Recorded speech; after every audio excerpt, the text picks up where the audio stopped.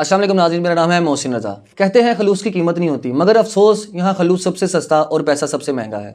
यहाँ अगर आप किसी का दर्द सुने, उसके आंसू पूछें, उसकी थकन बांटें, रात की नींदें कुर्बान करें, उसकी इज्जत करें, उसके लिए दुआएं करें, उसे सच्चे दिल से अपनाएं, लेकिन अगर आपकी जेब खाली है तो आपकी मोहब्बत, आपका एहसास, आपका हर अमल भी खाली तस्वुर किया जाएगा।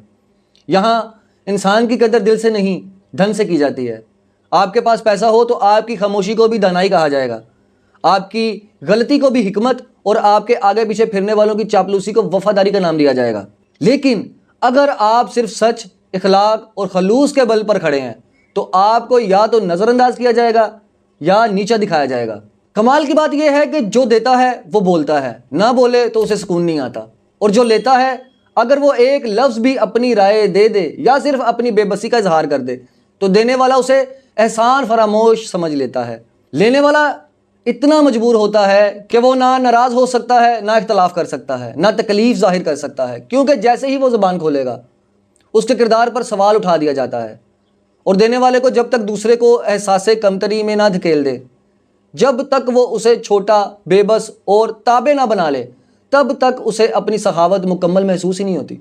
अगर लेने वाला किसी गलत बात पर ज़बान खोले तो उसकी बेइज्जती ऐसे की जाती है जैसे उसने कोई जुर्म कर दिया। क्या यही इंसानियत है? क्या ये वो दीन है जो हमें सिखाया गया था?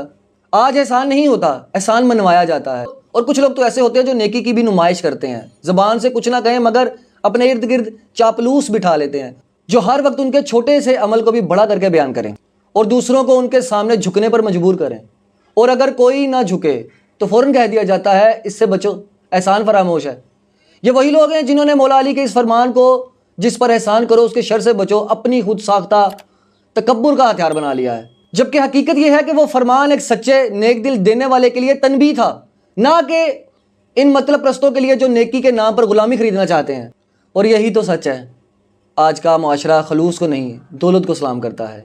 किरदार की इज़्ज़त नहीं होती, कार की इज़्ज़त होती है।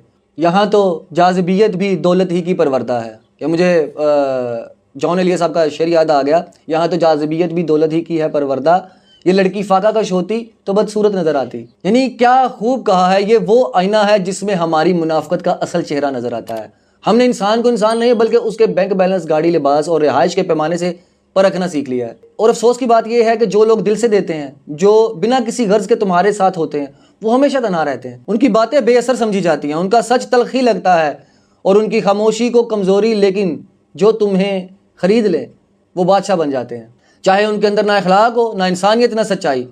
कुछ लोग तो ऐसे होते हैं कि जब देते हैं तो खुशी से नहीं, गरूर से देते हैं। वो चाहते हैं कि लेने वाला हमेशा उनका एहसानमंद रहे, उनके आगे झुका रहे, कभी शिकायत ना करे, और अगर करे तो उसकी आवाज़ दबा दी जाए। वो ये नहीं चाहते कि लेने वाले की कोई राय हो, कोई खुददारी हो, कोई वकार हो। ये कैसा माशरा है जहाँ मदद करना इबादत नहीं रहा बल्कि ताकत बन चुका है, जहाँ किसी की मजबूरी को सहारा देने की बजाय उससे फर्माबरदारी की तवक्को रखी जाती है। और जब वो फर्माबरदारी से इनकार करे तो उसे जलील करके, बदनाम करके, उसके किरदार पर हमले करके उसे नीचे दिखाया जाता है। मेरे दोस्तों, अगर आपके आसपास कोई ऐसा शख्स है जिसने आपके साथ सिर्फ खलूस से, सच्चाई से, बिना किसी लालच के वक्त गुजारा है तो उसे पहचानिए।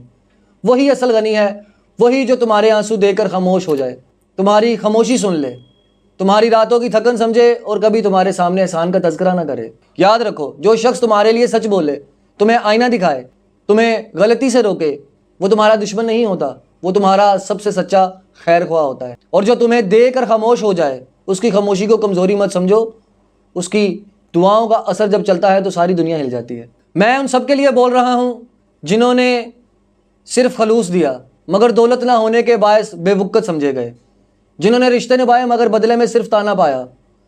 मेरी आवाज़ उन सब के लिए है जो ज़बान से नहीं मगर दिल से जीते हैं और जिनकी बेबसी इस दौलत ज़्यादा दुनिया की सबसे बड़ी गवाही है। इसी के साथ मुझे दीजिए इजाज़त। अल्लाह हाफ़िज़।